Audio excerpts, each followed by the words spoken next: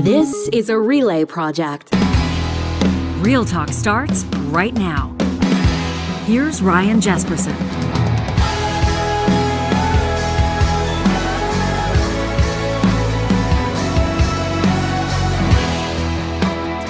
Well, it's the way that Murphy's Law works, right? When Real Talk says we're going to sign off for a week because we've got some business to take care of, we're going to host some conferences and get some work done on the business behind the scenes, then all hell breaks loose on the news cycle, and that's exactly what happened last week, including a former Nazi SS soldier applauded, a standing ovation by elected MPs in the House of Commons. The entire country's been talking about it. At this stage, we're asking you, is the resignation of the House Speaker enough? The Conservative opposition in particular wants the Prime Minister to resign. They say that ultimately this is Justin Trudeau's problem. The fact that this happened, never mind the fact that it happened in front of Ukraine's President Zelensky. What an absolute disaster.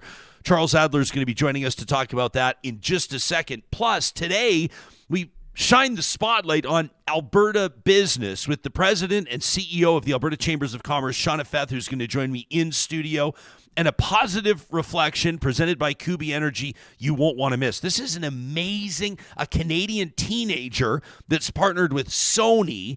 He's got a game coming out on PlayStation 5. He's not even old enough to drive. So this is really incredible. We're going to launch you into the week with that good news story. Wanted to let you know that this episode of Real Talk is presented by our friends at Rello. Now, I know for a lot of you, this time of year, the fall, is a time of, well, basically reevaluation, right? Everybody's getting back into their schedules. The kids are back into a routine at school, and kind of the same vibe is happening at work. And so maybe you're getting a little bit restless, or maybe the better word for it is motivated. You're looking at starting a new career, and you're feeling like the time is now. What about being your own boss, running a thriving business, leaving cubicle life behind for good? If you want all that, plus unlimited earning potential, a career in real estate could be your perfect match. You can get started today by enrolling with Rello. Rello is Alberta's top real estate school, and they're ready to support you every step of the way, from studying for your exam to getting your license and beyond. Plus, with Rello, you can study 100% online, which is perfect because it's guaranteed to fit with your own schedule. Here's the best part for Real Talkers. Right now, you can save 20%. That's big on any Rello course with the promo code REALTALK. Check out Rello.ca. That's RELO.ca. The promo code REALTALK takes 20% off any Rello course. The first show of every week, we're joined by Emmy Award-winning talk show host and legendary broadcaster Charles Adler, host of the Charles Adler Show. He's got a podcast of his own, and of course, Canadians have turned to him for decades for his brand of Canadian common sense. My man, I hope you had a fabulous weekend. How are you approaching the week? It's a big one. I haven't even mentioned Manitoba's election yet. There's a lot going on. Big. I want you to know, Ryan, and I want everyone to be a witness to this statement. I may not wear a red bandana, but I'm proud to be your Bobby McGee. I don't even get the reference. How badly will you judge me right now? No, Bobby, me and Bobby McGee's one of my favorite songs. I don't care who's singing it. Janis Joplin, of course, is off the charts, and Roger Miller and Chris Christophers. Everybody's done me and Bobby McGee, and it's just one of those things. You probably have. I think Johnny would commiserate with us. I think everybody watching and listening. Okay, everybody's so I'm the only idiot that doesn't know on the turntable in their brain. Some song that's playing all the time, and that's one of mine. Yeah, I'm gonna get a text from my parents at some point, just absolutely ashamed that I didn't get the reference from Chuck in the first 30 seconds of our talk today. Anytime you've got a tough time understanding me, just call your ma or pa, yeah, or grandma if you're lucky enough to have a grandma. Oh, I wish still here. They'll explain Uncle Chuck's references to you. I'm a child of the 60s. I can't help myself. Hey, so this is, like I said off the top, it's like Murphy's Law. The show's going to step away for a few days because I'm hosting BOMEX, this big national conference for commercial real estate professionals. Had a great time there. And you know what everybody was talking about during the coffee breaks, Charles? You know what everybody was talking about? The fact that, about 300 of our elected MPs all stood up and applauded for her who turned out to be a former Nazi SS soldier. They said during World War II, he bravely fought against against the Soviets, bravely fought against the Russians. Everybody applauded. Take it away. Where are you at with this? Well, first of all, talking about fighting against the Soviets in World War II is not something that we can be proud of, because whatever we may think of the Soviets, and I don't take a backseat to anybody in being anti-Soviet, they imprisoned my father for 3 years. So it's not about being pro-Soviet, but the point is the situation was what it was. The Soviets were our allies, and we talk about D-Day a lot. We don't talk about what the Soviets did to the Germans in the snows of Russia in World War II. Most objective analysts and historians agree that if Hitler had not decided to go into Russia to fight the Soviets, okay, the people that this Nazi was fighting, if the Germans had not gone into Russia, the Germans most likely would have won that war. And I hate to, be the bearer of all doom and gloom. The only way that our side would have won the war, had the Germans not gotten into Russia, is for us to get the atom bomb in time to destroy Germany with that bomb. That's the only way we could have won the war. So I'm sitting here, and so the House Speaker, Anthony Rota, goes, listen, the guy was here on my invitation. He says he was on the speaker's list to sit in the speaker's gallery. Obviously, a huge screw-up. Says that the buck stops with him, and so he resigns his role as speaker. The opposition says, no, the PMO probably, maybe, looks at the list for security clearance or for other reasons. They look at who's going to be in the gallery. They're the ones. This is opportunistic. Yeah, but what is politics if not opportunism? But it doesn't matter what the conservatives say. I mean, if the carbon tax goes up by 0.02%, if there's a wildfire in Alberta, if anything goes wrong for anybody at any time, they want the prime minister to resign. I mean, they are the boy cried wolf party. They call for the prime minister to resign every 10 minutes. So it doesn't matter. This is much more serious than the conservative opposition to it. It's impossible for me and for many others who paid lots of attention to what happened and didn't happen in World War II and what could have happened. We won that by the skin of our teeth and by the bravery of our soldiers. By the way, I just want to point out 40,000 Ukrainian Canadians, okay? 40,000 Ukrainian Canadians served with the Canadian forces valiantly and proudly. I do not want anyone to take away from this that Uncle Chuck is anti-Ukrainian, or that I don't fully appreciate the Ukrainian component of the Canadian and the Allied effort against Hitler in World War II. But the idea that our vetting system is so loosey-goosey, especially on a day when the champion of democracy, and I'm not talking about Trudeau, he is a champion, in my opinion, of Canadian democracy, but I'll put that aside. The champion of world democracy, Zelensky, the president of Ukraine, is in the House. You would think that not only is security absolutely airtight, but you would also think that we are airtight on not doing anything to embarrass the greatest friend that democracy has right now. And it happened. And the speaker resigned reluctantly. He didn't want to resign at first. He had to be pushed out. We don't push people out the window like they do in Russia. But one of the cabinet ministers and some others got involved and very, very publicly telling the speaker to get out of Dodge. Yeah, okay. So how embarrassing is this? Like not just the Ukrainians and not just in front of Zelensky, but yeah, like the Americans, the British, like everybody else whose opinion, it's embarrassing. Quite frankly, we care about. It was Ryan. There's no way around it. It was a Bush League move, and to any of our allies and to anyone who cares about democracy, to anyone who cares about the destruction of modern day fascism, and we talk about this here all the time. I want authoritarianism to be destroyed. I certainly want authoritarianism to be engaged. I mean, on the one hand, as Canadians, we talk about engaging the new authoritarianism and overcoming it and overwhelming it and saving the forces of democracy. And here we have a former Nazi right in the People's House in Ottawa.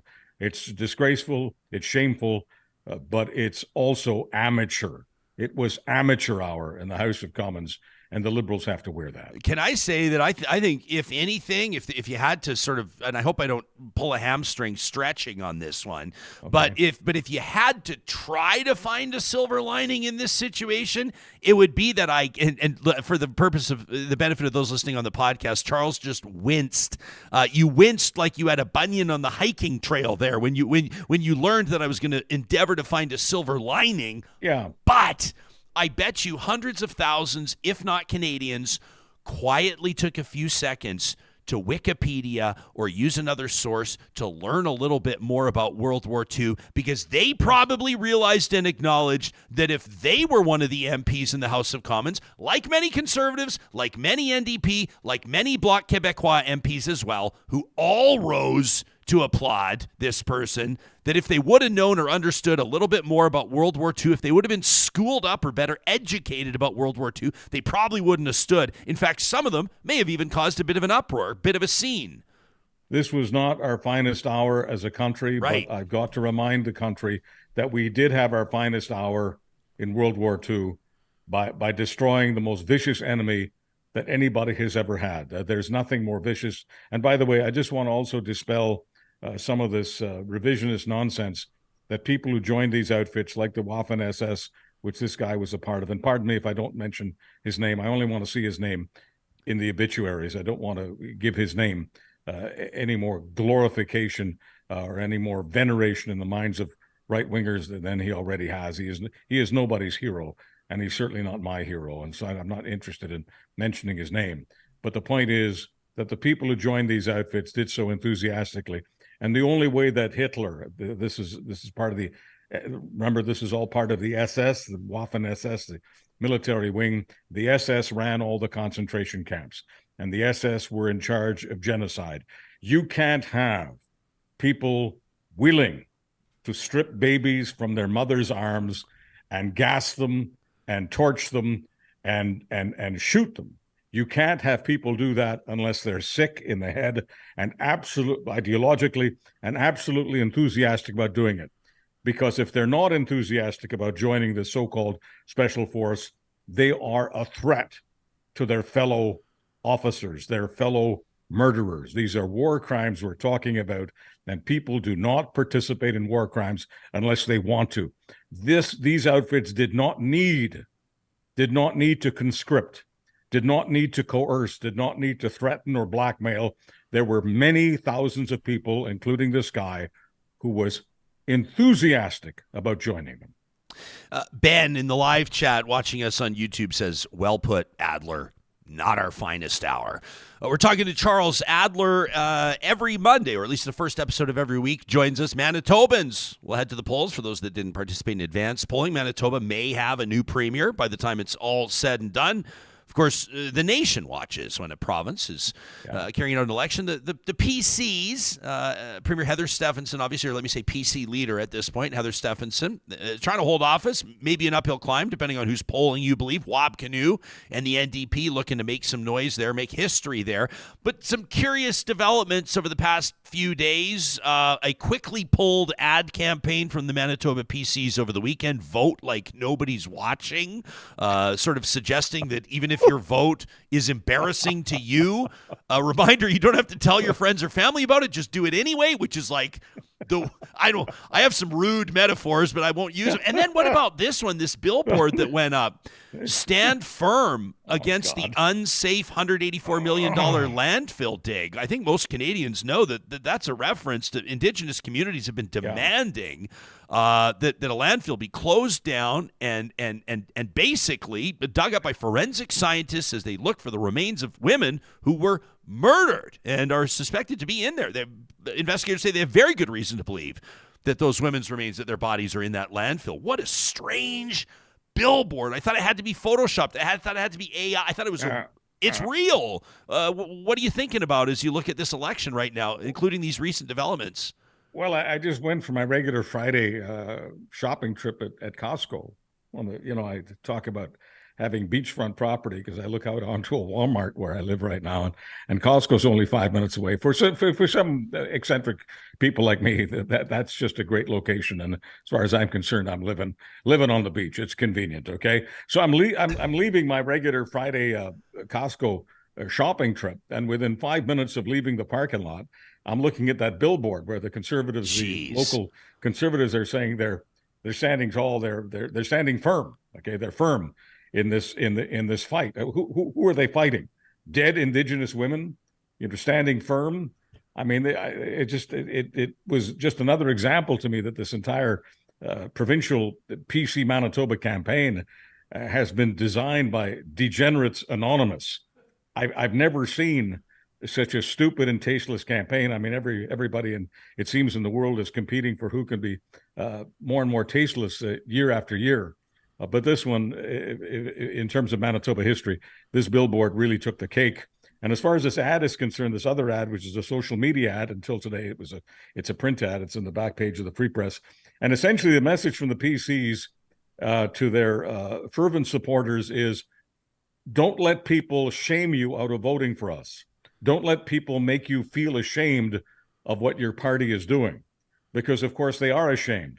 They're so ashamed that they got pushback from loyal PCs saying you've got to cut this crap out. And so they pulled that ad from social media, but the ad telling people that, oh, by the way, it's a secret ballot, nobody's watching, so you can do it even if you're ashamed of doing it.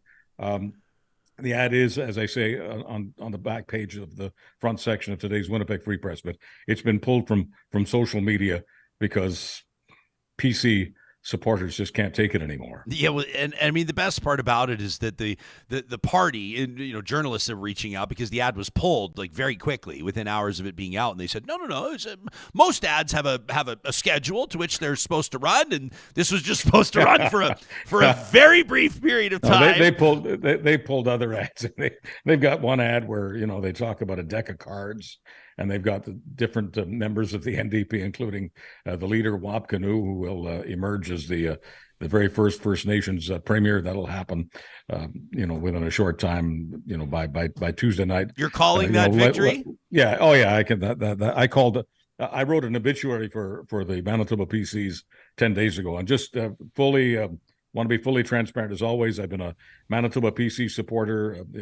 Spent about a quarter of my life in Manitoba, and when given the opportunity to vote, I voted PC. Mm-hmm. Just as in Alberta, I used to vote, whatever, PC. That's kind of who I am, despite the fact that the PCs now see me as public enemy number one. But yes, I have been a PC supporter, and I happen to be a friend of the Stephensons, happen to be a friend of Heather Stephenson's for a quarter of a century. I was at her very first nomination meeting, and when I saw her perform at that meeting, I felt that I was looking at a future premier, and turns out I was. But this has not been a good campaign for her. This has not been her finest hour. And I suppose at some point she just decided that she couldn't run on her record. She couldn't defend the record of her government. And so the best way to do that was to try to shoot at the ankles of the opposition. And sometimes when people do that, they end up shooting themselves in the foot. And that's the story of the Manitoba PCs, and that's why the NDP will win tomorrow night. Yeah, I can't even, and with that, we're looking at, this is, sometimes I'm curious to know, is a story as big as we think it is, or something as significant as we think it is? If you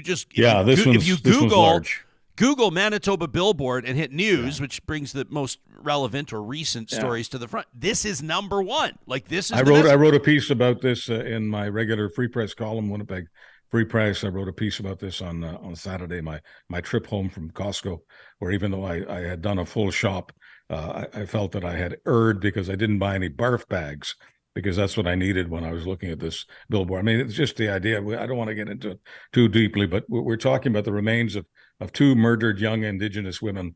I think the majority of people support the idea of not spending over $180 million on that, but it's something that people just sort of quietly agree about, or at least the majority does. And so they weren't in disagreement with the decision of the premier, but you would think that something like this would be done reluctantly and quietly. Someone's got to say no. It's the job of the premier. Fine, but it's not something you expect the party to brag about. To take out ads on, to pay money just, for billboards, and even just the phrasing of it. Like just as we communicate for a living. This is what we do. Stand firm against the unsafe. They want people to believe that the stand firm is about standing against the indigenous people or indigenous activists.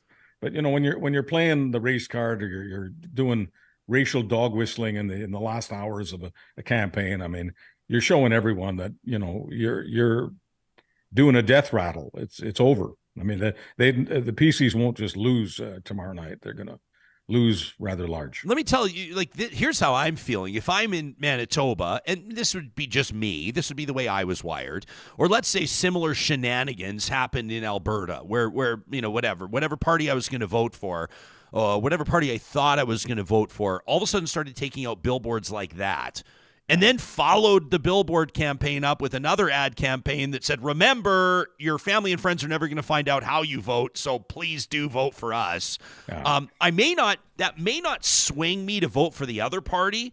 I don't think I'm that simple, but it sure would convince me to stay home and not vote. Yeah, I think you're on the money. I think that's got to be the default position of many PC supporters.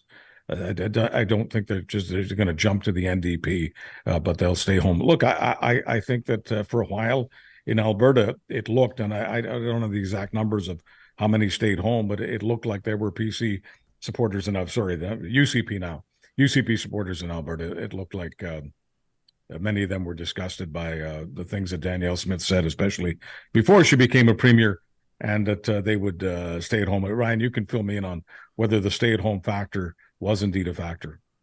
I mean, I think it's always a factor in elections. That's why we talk about voter turnout, right? And we're at a point now, as if you don't know this, or this audience for that matter, where if it's like voter turnout's like 64%, we're like, wow, that's great. Because I just we don't ask for much, do we? We don't ask for much. I mean, I'd love to see it at 85%. I don't know what it's going to take. Another interesting, an issue that has obviously been relevant across the country, in New Brunswick and Saskatchewan in particular, where legislation had people talking about so-called parents' rights in education, in particular, kids, minors, pronouns, and parents being notified about any changes there. This 1 million March for Children that happened across the country brought out thousands of people demanding a bigger role or more information for parents. It drew out thousands of other people in counter protest, waving pride flags and carrying signs of acceptance. And Johnny and I and others kind of talked about this day that gave us, just frankly, Chuck, I guess a bit of a pit in our stomach. You and I haven't really talked about it, but this has also popped up in the themes around this Manitoba election. Yeah. And I'm wondering if that's why you tweeted about it. This was just this morning. You had something to say about it on your Twitter account. Because I need for people to know, context. This whole parents' rights thing. I mean, I got to look at this in the 90s when I was working in the United States, and the right wing, specifically the social conservatives, were always talking about parents' rights. And so parents' rights was first talked about en masse, back in the 50s and 60s when it was about segregation. The bigots of the day wanted to make sure that black children were not allowed to, quote, contaminate the classrooms of nice white children. And so they were against the segregation.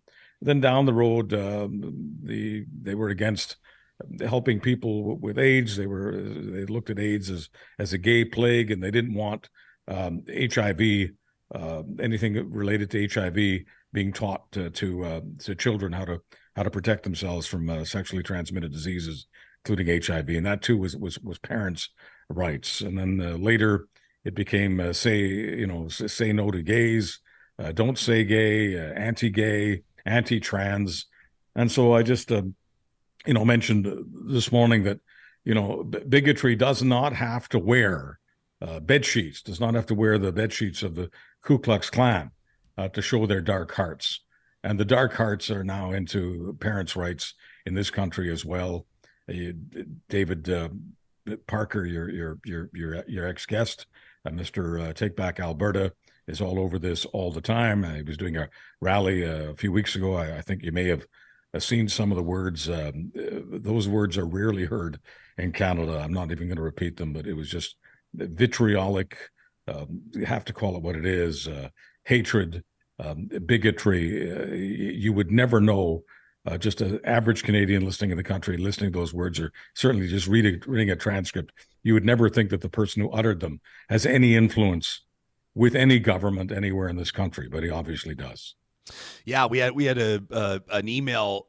We've had a whole bunch of emails and trash talk submissions in particular from people following that David Parker interview. There was one I remember from Michael, a real talker who wrote in, and basically his note was written to progressives, and he said, my message is to progressives who are appalled by the David Parker comments: get off your ass. He said the gist of Michael's email was basically he's giving you his playbook. He's telling you what he's going to do. I mean, right here during the Real Talk interview, people can find it in our podcast or YouTube archives. Obviously, Parker says, I said, what's next for you? Municipal politics, wondering if maybe they're going to put some slates together. He goes, nah. He just spells it out, Charles. He goes, no, we got our eye on school boards. And he said as much at the rally the other day that people were so worked up about. He's saying what he's going to do. And when he's on your show, of course, he's Cinderella. On his best behavior. Compared to what he's like in a rally. I mean, he doesn't sound like a hate monger when he's on your show. He sounds like a slightly right of center caller to a talk show. That's what he sounds like. He's not terribly articulate. He's not terribly strong, but he's got a following. But when he's doing a rally, my God, it's really scary. And one of the scary aspects of that rally I found was he's got this Muslim gentleman beside him, and he's saying to the crowd, "We now have the Muslims."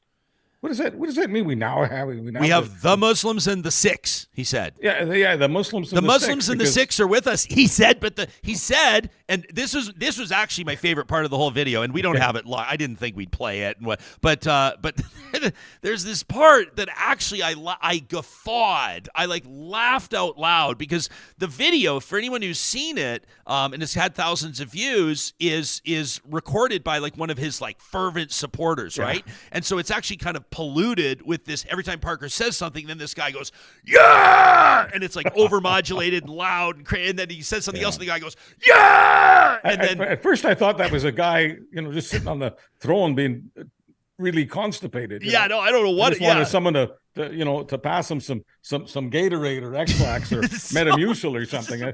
I'm sorry, I don't mean to. So Parker goes, and the Muslims are with us, yeah, and the Sikhs are with us, yeah, and then Parker goes, but the Christians are being lazy, and the guy goes, and then there's just didn't understand. The volume just dropped. Everybody around is like, and he's like, you need to do more. And then he kind of does his rallying cry for how the Christians need to rise grunter up. Was a Christian. Yeah. Didn't understand. Why are you picking on us? Why are you picking on? What did we do? Before we go, I'm not trying to jack up your blood pressure, but the $1 million Nobel Prize for Medicine goes to two researchers who were key to developing this mRNA vaccine for COVID-19. And right around the time-ish that the Nobel Prize recipients are announced, the world's richest man worth $250 billion, he owns Twitter, X, he's running it into the ground, but he owns it. Elon Musk tweets, Imagination Land. For those that haven't seen, his tweet says, imagine a vaccine so safe you have to be threatened to take it, for a disease so deadly you have to be tested to know you have it. People have pointed out, Elon, that you need testing to know that you have cancer, AIDS, HIV, Ebola, ALS, virtually Parkinson's, any other disease is diagnosed by testing. But I digress. Charles, your thoughts on the behavior of the world's richest man? Well, he wants to be the ultimate social media pimp, and he wants to have as many followers who have as many followers as possible. He wants to have as many followers as possible who try to engage other people and really, really tick them off. So, I mean, he's trying to create trouble. He's trying to create clicks. And in desperation for clicks, I mean, he's going after hate mongers, cranks, crackpots. And hate mongers, cranks, and crackpots are not having a good day because the Nobel Committee does not care about them. The Nobel Committee cares about the advancement of humanity through science and many other means. And so two scientists, one a Hungarian-born, another an American-born, are sharing and developing the necessary technology to get that mRNA vaccine into our veins as soon as possible. And I highly doubt that Elon Musk is unvaxxed. I highly doubt that a lot of these other click pimps and click whores are unvaxxed. But it's an easy way to get followers, because there is such a voracious appetite out there among people who hear that anti-vax message. Is like you hear the anti-gay message, the anti-trans message, the anti-woman message, the anti-choice message, the anti-vax message. Automatically, if you push those buttons, you get tremendous amounts of following. You can find the Charles Adler Show anywhere you download your podcast. You can find him here, the first episode of every week. We're going to break for Thanksgiving on the Monday next week, so we'll talk to you Tuesday morning, pal. Have a great week and a happy Thanksgiving, and thank you for being my Bobby McGee. Oh, I ask your dad what he's talking about. I had like 25 minutes to come up with a good one, but I didn't. So I'll wear that. I'll have something strong for you next Tuesday. Thank you. All right, brother. We'll see you then. That's Charles Adler. You can find him on Twitter at Charles Adler. Coming up in just a second, an eye on Alberta business with the president and CEO of the Alberta Chambers of Commerce, Shauna Feth. But first, I want to talk to you about the upcoming 2023 University of Alberta Alumni Awards. They push the limits of what's possible. And the 2023 Alumni Awards is ready to honor the outstanding achievements of 30 University of Alberta graduates, from breakthroughs in surgery to revolutionizing Canada's investment landscape. These leaders have turned their passion into purpose, and they have created positive change to benefit all. Get inspired yourself. You can delve into their amazing triumphs and learn how they're leaving a lasting mark on the world. Visit uab.ca/alumni23. We'll put that in the show notes on the podcast on YouTube to see this year's Changemakers. That's uab.ca/alumni23. It's a great day to visit a Friesen Brothers in your neck of the woods. 16 of them across the province of Alberta, still family-owned and operated, every single one of them. What a lasting legacy. Closing in on 70 years, if you can believe it. They've seen the highs and the lows of the Alberta economy, but there's some X factor, isn't there, to the way that Friesen Brothers operates that creates just this fervent, loyal customer base. That includes me and Johnny. I'm putting you on the spot right now, pal. But why don't we each tell our audience members, why don't we each tell our friends one thing that they should pick up when they're visiting a Friesen Brothers this week? When you're visiting the Friesen Brothers, we always pick up the sourdough bread. There's something just good about, I don't know what their mix is, what their concentration. It's Charlie, the sourdough starter. That's it. It's better than any sourdough I've ever had, and it's reasonably priced, and you get a half loaf or a full. Yeah. So you know how you go pick up the sourdough, it's always a full, and then you eat it in like 2 days? 2 seconds. It's about portion control at Friesen Bros. I like it. Yeah, they got us under the radar. Well, you were telling us you picked up a half pie once. I was like, who buys a half pie? They have half pies too. Yeah. That's fair enough. I'm going to go with from the Friesen Brothers kitchen, so you can pick it up. It's already prepared, ready to go. Take it home and crush it. The braised beef short rib. It is bonkers. Throw a little horseradish on there. Oh my gosh, they have their warm potato salad too. You just tell them Jespo and Johnny sent you. You can find out more details at friesen.com. And we're talking about new starts, fresh starts in the fall, maybe shaking up your routine, doing something to maybe better prepare yourself for a job market that appears right now to have a lot of promise, but you got to scale up first.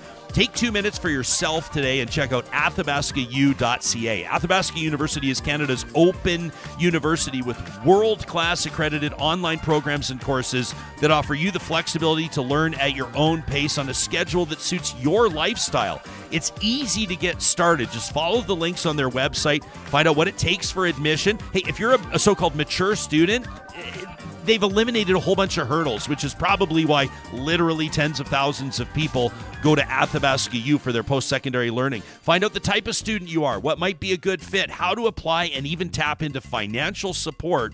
You can find it all online at athabascau.ca. Shauna Feth is the president and CEO of the Alberta Chambers of Commerce, and we're grateful to have you here in studio about once a month. We're going to sort of tap into your expertise and obviously get a good sense of what you're looking at, some of the good news stories that are catching your eye, maybe some of the challenges that Chambers are navigating as we shine the spotlight on Alberta business. It's nice to have you in studio. Thanks for making time for us. Thanks for having me, Ryan. You had a busy week last week. I think there were, based on what I was looking at and photos I saw, there appeared to be well over 1,000 people, many of them elected representatives and or community stakeholders at this Alberta Municipalities Conference. And you were there, I understand, speaking on behalf of the Alberta Chambers. What was your key message? What did you really want to hammer home there? Yeah, so I'm fortunate to be part of their Economic Strategy Committee for Alberta municipalities, and our panel really focused in on that ECDEV piece. So what are some of the fundamental things that we're talking about? For us, really, it's about collaboration. It's about talent development across the province.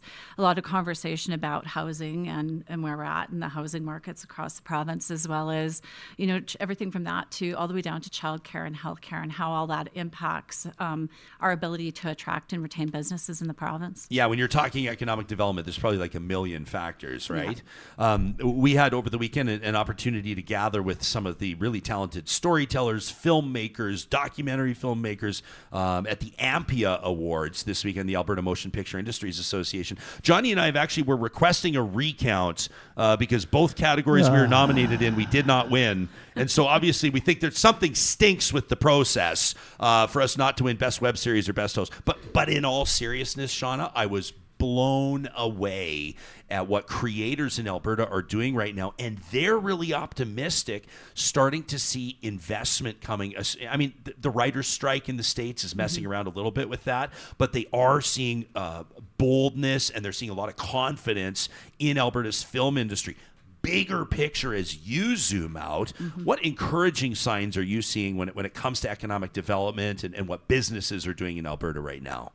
Yeah, well, I think, just on that point, the filmmaking, one of the sessions actually last week was the Mountain View Film Company. So, productions like Winona Earp that, have these Earpers that come into our communities, they Earp around and they take pictures. That's happening in Southern Alberta all the time, which is really exciting. First rural kind of organization, first of its kind in rural Alberta, which is really exciting. So good to see. But those are the types of things that have all the spin-off effects that, those tourists are the ones that are, eating in our restaurants, buying our gasoline and really supporting our economy. So that's really exciting for Alberta. So when you talk about the film industry in Alberta, I think that's one that's really emerging right now and is really exciting to keep an eye on. Well, and it's awesome because for a lot of those people, the work, based on a number of different factors has been limited. And you've had all these talented people with lots of experience, like chomping at the bit, ready to go. They just haven't had the opportunity. We took a look at just some real high level numbers, like some basic themes, and your expertise, you can take us into it. But when you're evaluating or getting a sense of, you're putting your finger on the pulse of Alberta's economy right now. Alberta's leading the country in GDP. Alberta's leading the country in population growth. Obviously, two pretty good signs. What does this mean, bigger picture?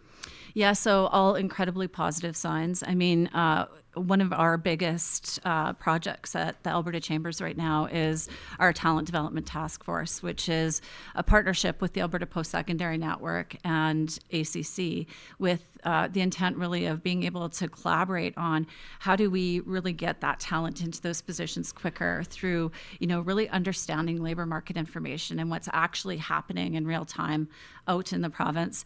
And then marrying that up with, okay, so what are those future roles? What are those roles that we need to fill today? What are those future roles?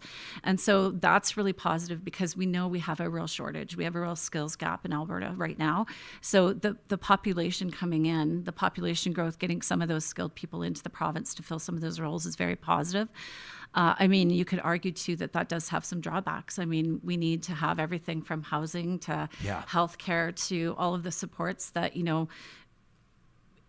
estimating 10 years from now, an additional 500,000 people in the province. So, affordability, reliability of things like our electricity grid and all of those things are going to have to be in play too. And we're really going to have to pay attention to that going forward as we attract all these additional people to the province. I feel like you've just taken like a checklist of everything that we've talked about for the last 2 months on the show. We're like electricity in Alberta. Boy, is that ever. Yeah. I mean, geez, I would say we could do a whole week on that. We did do a whole week on that, from the rates rising to the grid to a move. The feds want it net zero by 2035. to the role that natural gas will play, to shutting down coal plants. I mean, there's just so much to talk about there. And then housing. I mean, we had a housing roundtable a few Fridays ago that was really rock solid. Talked to Jennifer Keesmaat, former chief planner in Toronto, had some great expert voices on that one.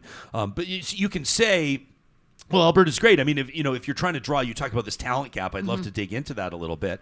You've got the brightest talent in Nova Scotia, or somebody that lives in northern Manitoba that's looking at making a move, or whatever the case may be. And Alberta's really appealing because you look at our housing prices compared to, say, Vancouver and Toronto, and it's still really affordable, relatively speaking. But that doesn't mean it's affordable for everybody. And in some communities, they're just plainly put, aren't housing options. Like, they just don't have available housing. What role can, let's say, like the Alberta Chambers of Commerce play in that? Talk to us a bit about your advocacy and how your organization does its job to benefit Alberta businesses.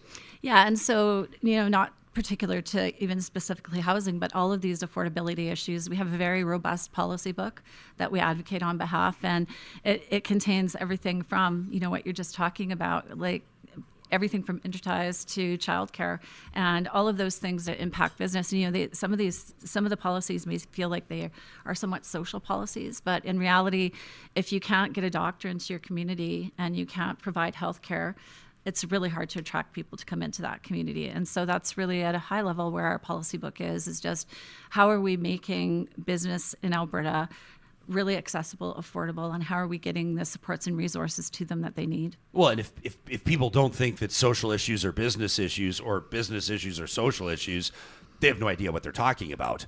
I mean, if you want to look at downtown Edmonton right now, I mean, there are reputation issues. This came up, so I'm hosting this big real estate conference last week, BOMEX, and there's people from all across the country, and they know that there were more than $2 billion in development permits for ICE District, that it's widely regarded as a huge success. And they also know that Edmonton's got a reputational issue around violence on the LRT and transit and some of the social supports and services there and the opioid crisis and all the other things. And of course that's going to factor in if somebody's deciding, not just on the big picture, if they want to buy a big office tower, that's a very short list of people. But what about if they want to bring their business to downtown Edmonton or a major city center? What if they want to move their family to one of these city centers? For business reasons, the social stuff is still very relevant, of course, right? Absolutely. How do you, when we talk about the skills gap, what would be, like, I'm sure that you have a myriad of ways that could be addressed. What might be one or two of them? Yeah, so for us, one of our big projects right now for the next 2 years is it's a partnership to really look at addressing how are we getting the long-term unemployed back into the workforce. So all of those sectors that tend to be underutilized, everything from, people on income supports to, additional, seniors or other abled individuals, everybody that really could have such a valuable contribution to our workforce in the province. We're doing a very concentrated effort to ensure that we can partner up those individuals with the businesses. And it's not even, we do a lot of work in this province around getting the individuals prepared to get into the workforce. What we're really looking at and really focusing on is how do we prepare businesses to accommodate for some of these individuals that may need some accommodation so that they can, really integrate into the workforce and provide valuable contributions. So we're really excited about that project, and that's going to be rolling out over the course of the next couple of years. Right on. I should mention to people as we're talking that they can learn more about what the Alberta Chambers are doing by checking out abchamber.ca, and we'll have that link in the show notes to make it nice and easy for everybody. Later this month, the fall session kicks off at the Alberta Legislature, and obviously this is when a lot of business is done on the politics side of things, on the policy and legislation side of things. It's when all of the political watchers, and that's a huge element of our audience, get really geared up to see what's going to happen and what stamp this Danielle Smith government will place on this first big fall session. What's something in particular that you're keenly going to be watching? Yeah, I think there's a few things that we're really looking at. So the Taxpayer Fairness Act is one that we're going to keep our eyes on. Obviously, it's going to be no surprise. Alberta Pension Plan legislation, if that comes into play, to get us very clear on what that's going to look like. Because as we all know right now, it's kind of vague. It's a report, and we really don't know what the actual legislation is going to look like.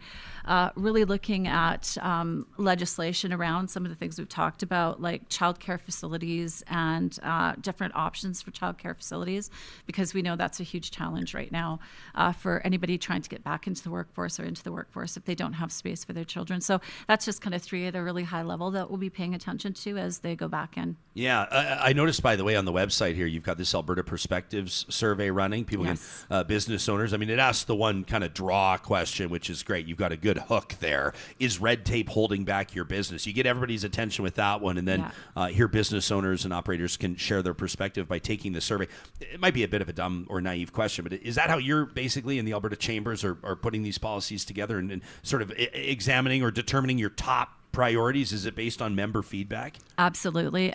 So our municipal red tape survey is out right now, closes on October 13th, so next Friday. And it really is about what are the barriers municipally that business is facing as they are opening, expanding, diversifying, whatever the case may be, and how can we identify what those are, and then how can we as Alberta Chamber really provide some good guidance. It's not just about the policies we write, but we meet a lot with the ministers.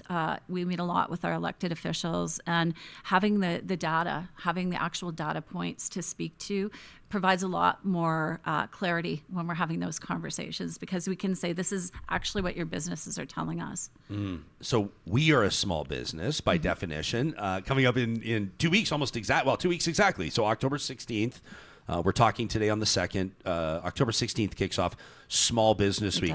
You could ask me the same question I'm about to ask you. You could ask what sets small businesses apart, or what unique challenges do small businesses have, and I could talk your ear off for about 90 minutes. But I think people would be more interested to hear from the president and CEO of the Alberta Chambers on this. So Small Business Week, how do you prepare your mind for that in particular? Where's your focus at? Yeah, so first I would just say that, wherever you are in the province of Alberta, just check your local chamber. There's tons of events going on around Small Business Week, and the Chambers of Commerce are highly, highly involved. Everything from scavenger hunts to, all the way through to major awards, gala ceremonies are taking place in all of our communities across the province. Right on. And having said that, I think the thing about small business that I think is really special is that these are the cornerstone businesses in our province. These are the businesses that are running our gas stations, running our grocery stores, the restaurants that we eat at. When we lose one, especially in rural Alberta, when we lose one of these cornerstone businesses, it has a huge impact.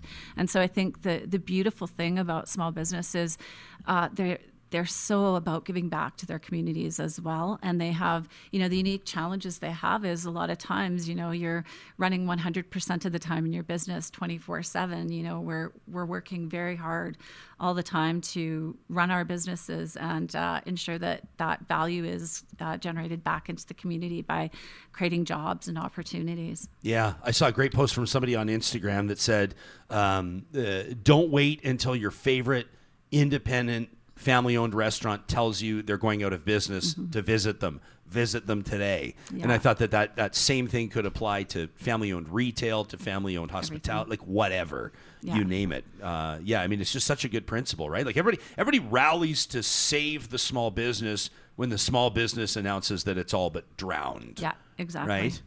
Yeah, and that's what we need to be paying attention to, at ACC is what's drowning these businesses. And it's everything from, we talked about talent, but affordability, cost of utilities. We've been hearing about businesses where their utility costs are lapsing their lease costs. It's just phenomenal in terms of, we've never seen a climate like this before. Never mind insurance. We could go on and on about all the things that are impacting that bottom line.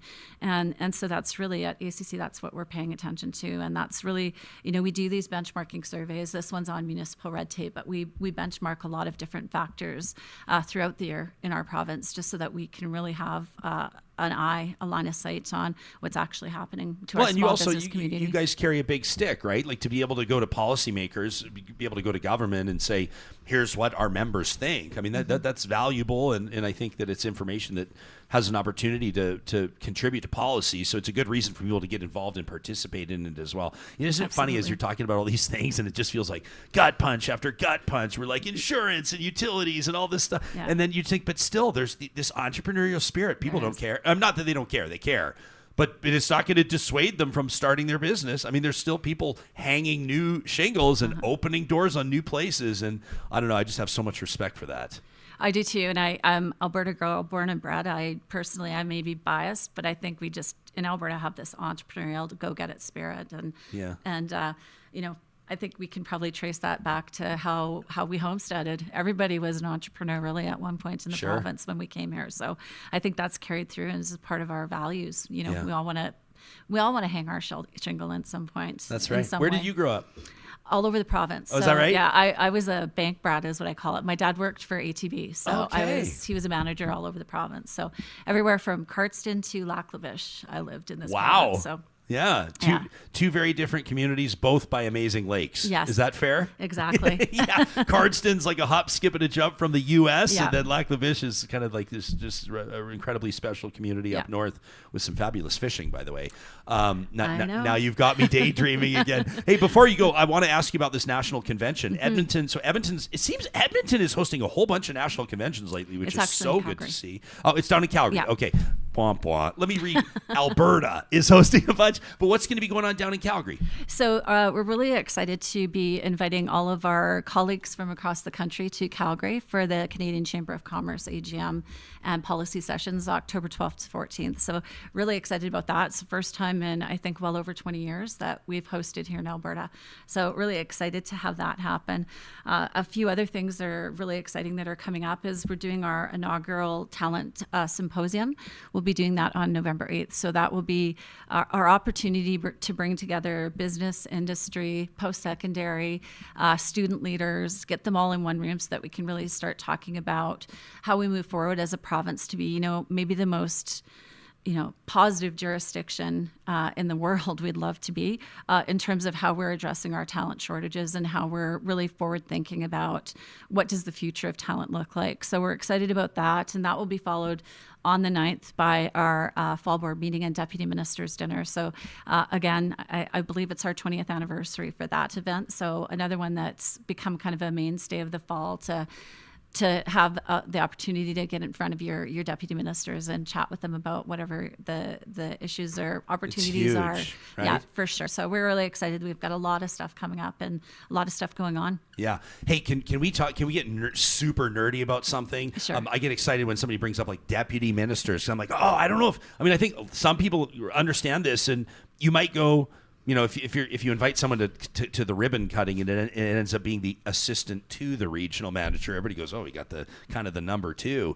But the deputy minister, when you have a chance to talk policy, like you always want to talk to the minister, that's great. Mm-hmm. They're the elected representative. Ultimately, they're kind of the ones that control the purse strings. But the deputy ministers are not elected.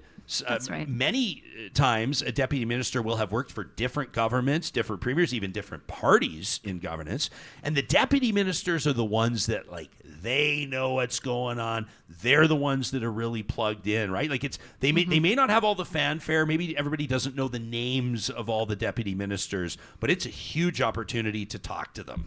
Absolutely. They're the ones that, they're the staffers that have been in these roles longer. They're the individuals that have been inside the inner workings of government much longer, as much as, we get ministers moving around all the time, but a lot of times they're the consistency in terms of the policy and advocacy that we do, because they're the ones that, know the history. And if we're coming to them with something that potentially has been tried before, or they've been approached with before, they can have that historical lens as well. So, and of course they move around as well, but they just have that broader experience in terms of the inner workings of the government. And, being staff versus being, elected, they have a different lens as well. Totally different lens, totally different. I mean, arguably a different mandate. And no, it's great. So congratulations. I know it's been several decades since the annual convention, for Canadian Chambers was hosted in Alberta. So this is a big win for you, which is great.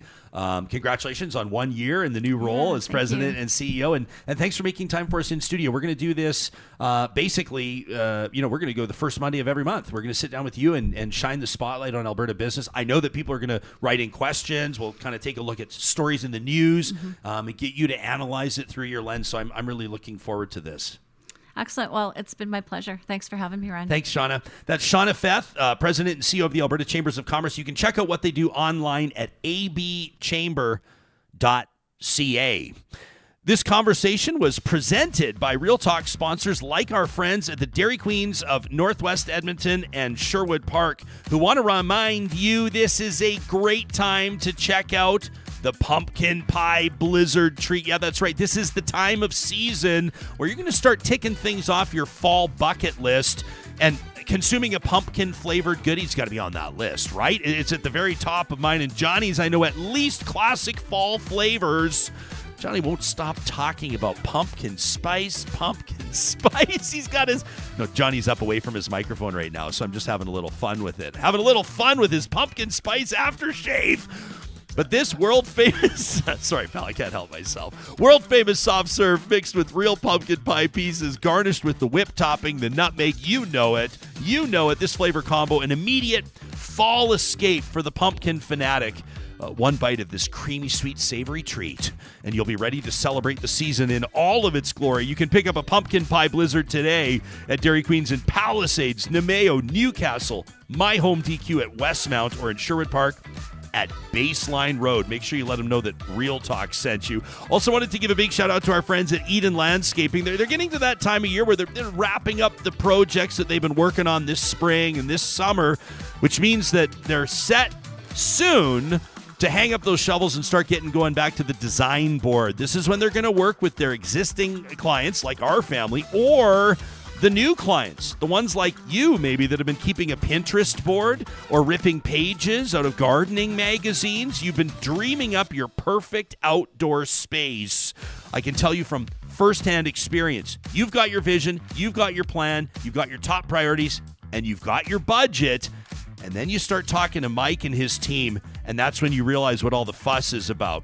The way that their brains work in planning outdoor spaces and bringing them to life is so impressive. Custom landscaping services, full project management with Eden Landscaping. You can find them online today at landscapeedmonton.ca.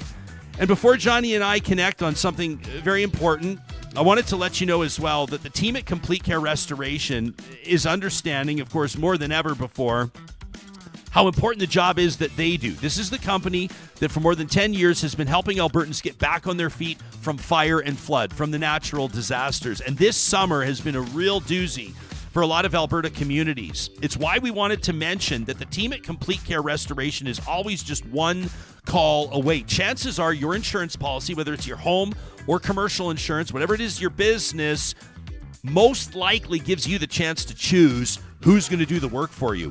We say do not hesitate. With 2 thumbs up as a satisfied customer, we encourage you to call Complete Care Restoration. They approach the projects as though they're their own. I mean, like it's their own home, like it's their own business, and we've seen them in action. Look to Complete Care Restoration either online at completecarerestoration.ca, or you can give them a call at 780-454-0776. That pumpkin spice aftershave, I can smell it from here. It's not too bad. I like it. You're in the spirit of the season, buddy. Oh man. It gives me that orange glow I love so much. It kind of makes me look tan, which is what I like. Right? I thought you were going to say Trumpish. The orange glow you love so much. How was your week away? You were working here hard behind the scenes, just scaling up and improving the look of Real Talk. People can see that on YouTube. And then I saw you looked like you were DJing a stunningly beautiful wedding over the weekend. You were out in the country somewhere. Way out in the sticks, and even it got a little strange because I usually go till 1 a.m. That's my cutoff, right? They were like, we need you to go till 2, maybe 3. So I was like, I'm in Wainwright. It's 2 hours away. But around 2 o'clock, things got It was sweaty. Like, I don't know why guys like to take their shirts and pants off at weddings. Now it's a new thing. It never used to be, but now everyone's shirtless. I didn't know Everyone's pants got their off is a ties thing. around their heads. Yeah. Anyways, at about 2:00, the groom came out to me, and he could see I was just kind of looking around like, this is getting a bit wild, right? And he's like, And you've hosted some wild parties. I have. And he's like, you're in the sticks now, brother. You're like, what's next? What's So next? yeah, it was really fun. But wedding season finally over for me. I'm Is that right? actually- That was the last one? well, one more next weekend, and then that's it. Then a little break, and then we can focus on you and me, our relationship. Yeah, we can cultivate our relationship. I love seeing some of the comments here as Shauna's talking about some of the the hurdles and the challenges that business are facing, in particular in Alberta. Yeah. Tracy says employers need to be competitive with financial and non-financial benefits. Says I talk about these daily. Some listen and get great talent, and others ignore and struggle. So she's there talking about recruitment and management, right? Says sadly, some of the greatest labor shortages are in the human services sector, where government controls the wages. Alberta Girl says Alberta's got a huge cost of living hurdle to employment. Insurance, rent, housing availability are not helping people access employment, which is absolutely true. Oh, yeah. Like, we were saying this to Shauna, like it's one thing to say, the average single family detached home in Vancouver is going for whatever, 7 figures, whatever it is. Yeah. I think it's technically like around 900, but still. And Alberta's is like 350, 400. You go, well, that's great.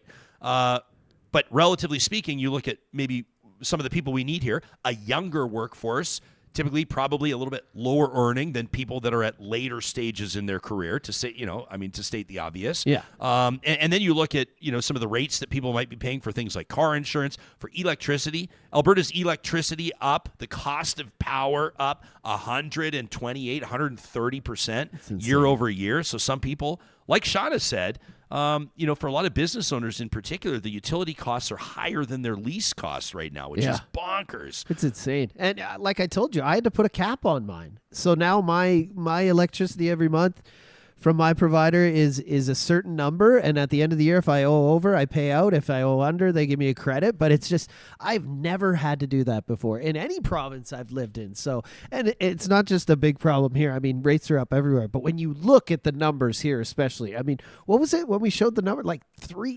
300% or something ridiculous. Alberta's? Yeah. It's up 130%, but the next closest province is up 12%. So it's like, it feels like number 2 on the 300%. list. And number 2 is up a lot. Like a 12% increase in cost is big. Yeah. We're 10 times that. It's just ridiculous. And some people will say, well, I don't know what you're talking about. We had it, our TikTok on this, you can follow us on TikTok at Real Talk RJ, has something like 600,000 views on it, because it's obviously resonated with a lot of people. And we do pay attention to the comments. And there's been a recurring comment of people saying, this host needs to do his research. These guys don't know what they're talking about. My power bill has barely budged. Well, for some people that are maybe lucky enough to be locked into a certain rate for now or whatever the case, some people are in different circumstances. Sure. You may not be feeling it. But for a lot of other people, they're to the point now where you're going, what am I going to do? Yeah. And those people who locked in way before, if you try to lock in now, which I tried to do, the rates are way up as well for those locked in rates as well. So it's really bad. And the housing thing, I mean, we've talked about it enough on the show. It's just scary. It's just scary. And you've got, and I don't want to bring up the thing like it's an immigration issue, but you've got more and more people coming to Canada, more and more families wanting to start a life here. Sure. And they're the ones, especially, and people here as well, but are looking for affordable homes. And those affordable homes are being built.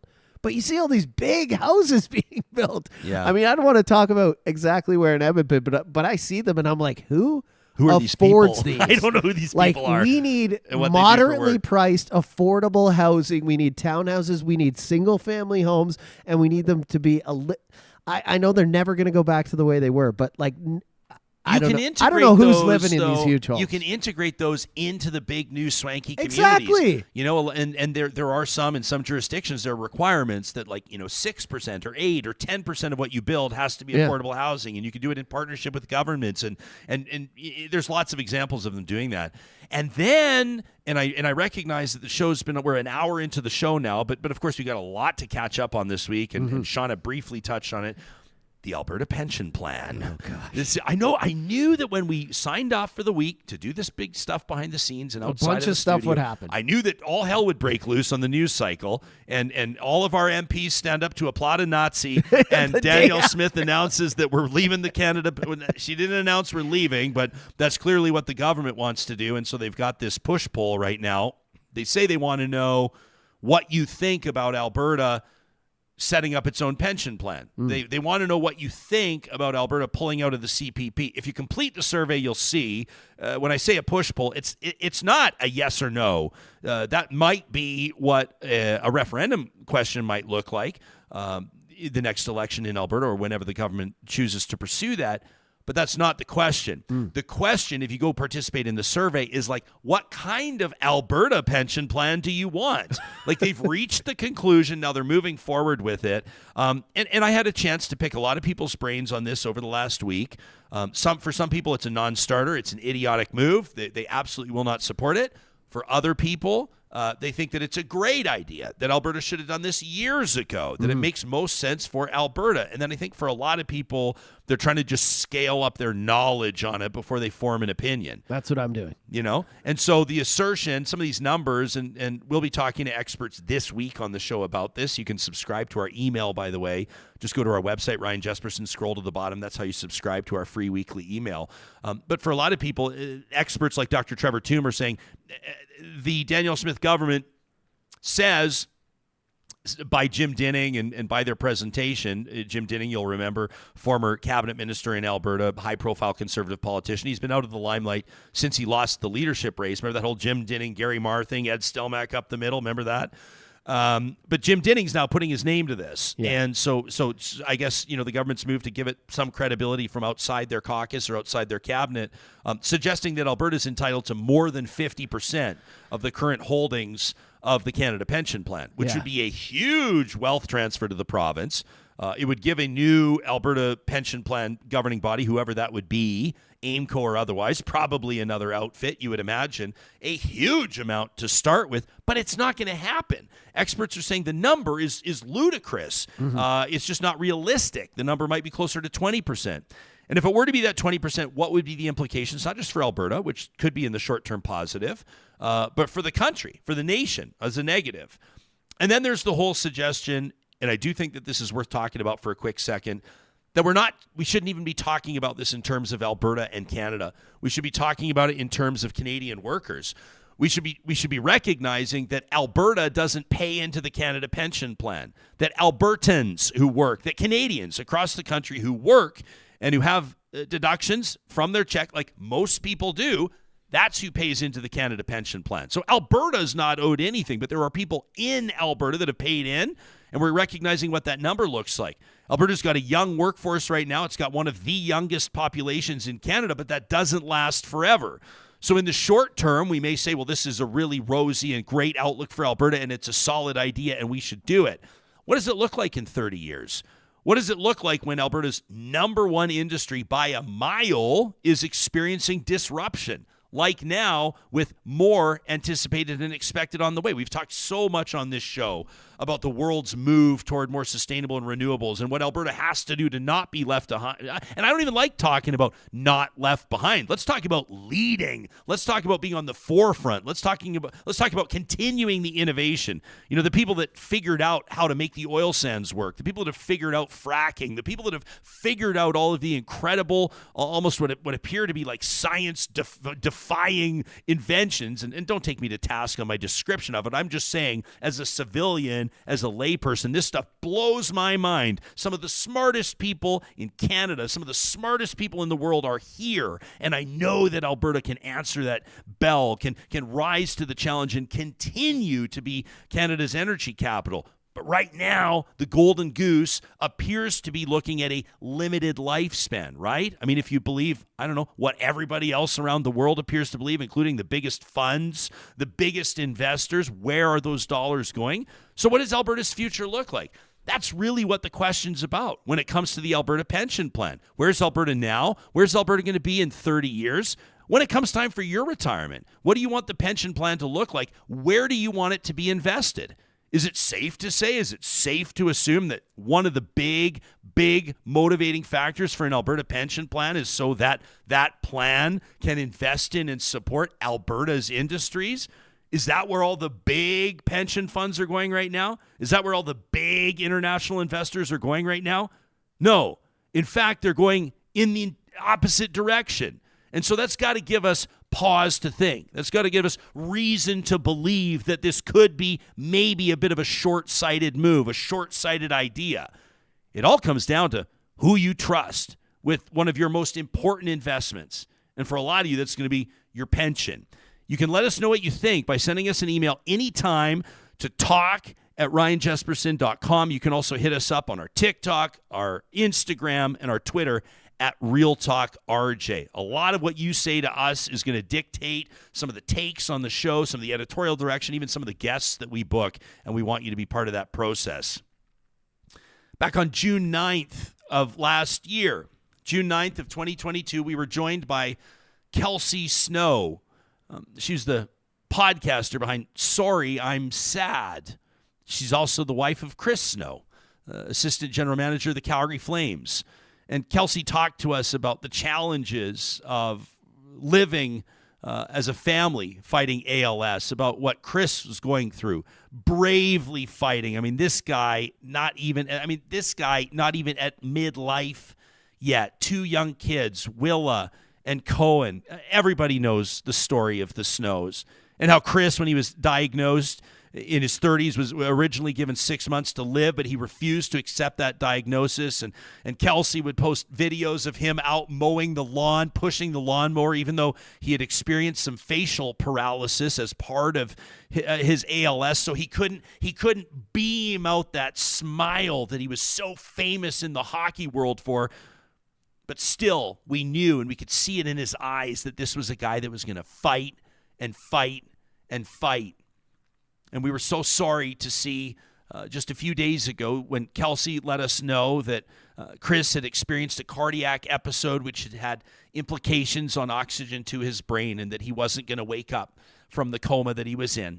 And then she let us know a couple of days later that they were keeping Chris alive so that he could do what he had wanted to do, what he told people he wanted to do, and that was to be an organ donor as well, so other people could continue in their lives. But we, as a group, and as humans, as individuals, we mourn the loss of Chris Snow. You know, Kelsie's insight when she talked to us was just incredible. This is a nightmare. Any family that has navigated ALS knows this. And back on June 9th of last year, she talked to us about how they talk about such a heartbreaking situation with their kids. How do you talk to your kids? Yeah. How do you have those conversations? You're honest. Kids understand more than you think they do, and they're thinking about it more than you think they do. And sometimes you get it wrong, but you do your best in the moment to just be real with them. We've told them we're not going to hide things from you. You know, you have a question, please come to us with it. We are the experts here. And if we don't have the answer, then we'll go to the doctors who have the answer. But you come to us. You know, Cohen's 10 now, so he can Google. And we need to be sure that, you know, the information that they're getting is the best information. We have a extra element here in that we have a family history of this disease. They understand that this is something that's in our family. It wasn't long after we first told our kids that Chris had this, that Cohen asked Chris, Dad, if you got this from your dad, can I get this from you? And this is a question that I get a lot on social media. You know, can your kids have a chance of getting this? Well, it's genetic, so yes. And the thing that we told Cohen is the thing that I say to other people too. I have a great neurologist at Sunnybrook in Toronto that was the neurologist for the first part of the clinical trial. Now we get the clinical trial medicine just 2 minutes from our house at Foothills here in Calgary, which is amazing. But for the first 9 months, we were going to Toronto once a month for this clinical trial that Chris is in. And this neurologist there, Lauren Zinman, we were maybe there the first or second time we were there. And he put his hand on my knee and he looked me in the eye and he said, I don't want you to worry about your kids. I'm going to start crying. Sorry. Yeah, I am too. We're going to figure this out. We're so close to figuring this out, this familial type of ALS. specifically. Sporadic ALS is not as far along in the process as this specific type that Chris has, but he said, I don't want you to worry about your kids. And, in the dark of the night, when your eyes are wide open and you're staring at the ceiling and you're thinking about all the things that terrify you, that's number one. And I think about what he said to me. He's not, an ALS doctor is not in the market to peddle false hope. That was Kelsie Snow talking to us last year. That was on June 9th of 2022, and you can find that episode in its entirety on our YouTube channel or wherever you get your podcast. We also wanted to tell you that they've friends of the family have established a GoFundMe for the Snow family. Obviously, nothing can be donated that will ease their grief or that will ease their pain, but we do know, of course, that there are challenges, many of them that lie ahead for Kelsie and for her two beautiful children, Cohen and Willa. I'm looking at donations, just here some of the donations. The National Hockey League Players Association has made a donation. Former Flames general manager Jay Feaster's made a donation.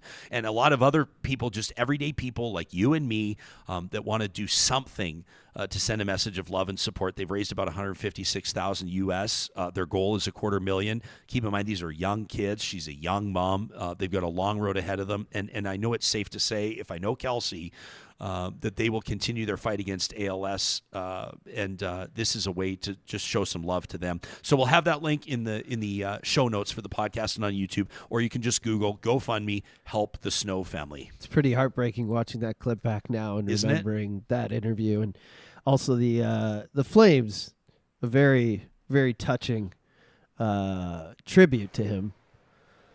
Yeah, this was one that they played just over the weekend at one of their exhibition games. Before tonight's national anthem, we now ask that you direct your attention to the Energy Board for a very special video presentation. The Calgary Flames and the entire hockey community are devastated by the news that one of our own, Chris Snow, has been placed on life support with no hope of waking following his battle with ALS. Chris joined the Calgary Flames in 2011 as Director of Video and Statistical Analysis, later being promoted to the role of Vice President of Data Analytics and Assistant General Manager. His impact on the organization was immeasurable, but can be clearly seen in the growth of the Hockey Research and Development Department that supports all aspects of the Calgary Flames hockey operations. So, it just reiterates, this guy was a rising star in the hockey management community, and also just a doting dad. Yeah. I'm having a hard time talking about it just because he was just, it was so obvious, like any parent would be, I think, especially when facing a diagnosis like this, where I hate to even say it out loud, but certain things, we've a friend of ours just lost a dear loved one to pancreatic cancer, and that's another one of those diagnoses when you hear it. A lot of times the doctors are talking weeks or months. Like it's just it's a devastating diagnosis. ALS is so horrific a disease that you kind of know, but you can't say that. You refuse to accept it, right? You're going to keep fighting it. You're going to do everything you can. You're going to participate in the trials, and you're going to fly to Toronto, or you're going to fly wherever you need to fly to get the treatment. But at the same time, this guy was making time every single day to be with his kids, to try to make those memories that they'll cherish for the rest of their life. That's the hardest part. And the stuff that really got me was him, because they say when you're sick, when you have these debilitating diseases, rest up, save your strength, all these things. And he wasn't that guy. He was like, no, I'm going to go out and mow the lawn, even though it's a struggle for me. I'm going to go to the grocery store. I'm going to push the cart. I'm going to do all these things. And that video of him mowing the lawn and just doing all the stuff around the house when his wife was not asking him to, obviously, at this point. It was just, it's really, but probably really important for him too, as well, to just like physically to do it and feel normal, feel like an everyday guy. This is Lauren says caregivers taking care of loved ones with a future on borrowed time is difficult. Brian says, hey, if you're comfortable with it, Real Talkers, make sure you check the organ donor box when you renew your driver's license. I love that, Brian. I think personally Alberta should be an opt-out province. I think everybody should be an organ donor unless you opt out. But why? I don't know if now is the time to debate that, but I do think that's important. And times like this are a great reminder. Sylvia says the donation of organs will give her comfort. You see these, you see it on like TikTok and Instagram. It's like these amazing stories that'll come out. I saw one just this weekend. I get emotional at stories about people I've never even met before in my life. I know I don't need to. But it's like a bride was walked down the aisle by a guy that she barely knew. Well, she's getting to know him now because her dad, her deceased father's beating heart is in this guy's chest. Oh, my. Right? And so her dad can't be there to walk her down the aisle, but the recipient of her dad's heart walked her down the aisle. And I'm like, that is incredible. Those types of stories. I know that we've all lost loved ones. I lost, for me, a great loss in my 20s. It was quite some time ago, and I've told this story on the show before. Our beloved friend Peter, when he passed away unexpectedly, his family was able. They were able to his organs, even his retinas. I mean, it's all the family was able to bless other families at a time of great sorrow and great grief, but knowing that 7 families would be impacted and in some circumstances see lives prolonged because of Peter's gift. It's incredible. It doesn't take away the grief. It doesn't take away the pain, but it does allow you to continue to celebrate that person's life in many different 100%. contexts. You know what I mean? Everyone should be an organ donor. And that's the crazy thing. You think of organ donor, you think, oh, maybe they'll take this or that. Literally, like you just said, 7 people. You can change several people's lives by being an organ donor, not just help one person, right? Yeah, absolutely. Justin says, I'm happy to be an organ donor. He says, if somebody else can use my organs, what do I need them for once I'm gone? Totally agree. And how about this from Nick? I love this comment from Nick, who says, shout out to the recipient on that walked the bride down the aisle. Showing up matters. Mm-hmm. I agree. And that's amazing. What an amazing honor that would be. Just don't take my liver, because it's not good. Nobody wants your liver.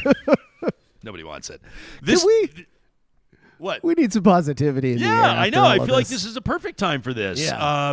Every Monday or the first show of every week, our friends at Kuby Renewable Energy, you can get a free solar quote today at kubyenergy.ca. Give us a reason to focus on the positives. A silver lining story, a fill your bucket story, a random act of kindness story. Today we're celebrating a young Canadian. This guy's amazing. We call it Positive Reflections. And check this out. We're going to introduce you to Maximus Trest, who, first of all, has one of the coolest names of anybody I've ever heard of in my entire life. Maximus Trest from White Rock, BC, just outside Vancouver, is 13 years of age, okay? So he can't legally drive, he can't vote, but he has developed a video game that has been picked up for Sony's new PlayStation 5. How amazing is this? He first learned to code at the age of 6 after gaining an interest in video games through his dad. And so he was developing his own animations. We're talking like 6, 7, 8 years old, friends. And then he started up his company, which he calls Lost Cartridge Creations. There's probably a story there. He's the sole developer of the company, but says he gets occasional help from his dad. So he designed this game called Astrolander. And Astrolander, we're going to show you a little bit. If you're watching on YouTube, this is exclusively coming on the PlayStation 5. How neat is this? He coded and designed this game single-handedly. This guy's 13 years old. He showed it off at a video game expo in Seattle last year, and that's what caught the attention of one of the big shots at Sony. And they loved the idea of alien fighting robots on a mission to save their friends in an outlandish universe, and so Sony picked it up. They said, the immersive features through the controller, where you feel the vibration of the action. It's known as haptic feedback, and it makes the sensations even more realistic when you're playing the game. Did I mention the guy's 13? So anyway, wow. They can also use the controller's microphone to take control of the characters, which is so cool. So you can play a demo version of the game at Seattle at the video game convention that's coming up this month. It's called Geek Girl Con. That's going to be in Seattle this month. And the young developer says he's hoping that other creatives who are interested in video games aren't afraid to chase their passion. That's his number one message. No matter your age, quote, never give up. Always follow your dreams. Even if you receive pushback or people say you can't do it, you can always follow your dreams and do your passion. A shout out to Maximus Trest, 13 years of age, debuting on PlayStation 5 with his own new game. I love it. Shout out to the execs at Sony that noticed him and that gave him this shot. And a shout out to Real Talker Justin, who put this story on our radar with an email to talk at ryanjesperson.com. That's where you can tell us about your positive reflection. It could be a personal story. It could be something that's on your mind, maybe a way that an interview that we did resonated with you. Positive Reflections is proudly presented by our friends at Kuby Renewable Energy. Thanks for being a part of today's show. We've got a great week in store coming up. On Thursday, it's National Depression Diagnosis Awareness Day. We're going to talk about mental health. We're also going to talk about pensions. We're going to talk about the environment. We're going to talk about federal politics and whatever else news breaks between now and Friday. We'll see you soon.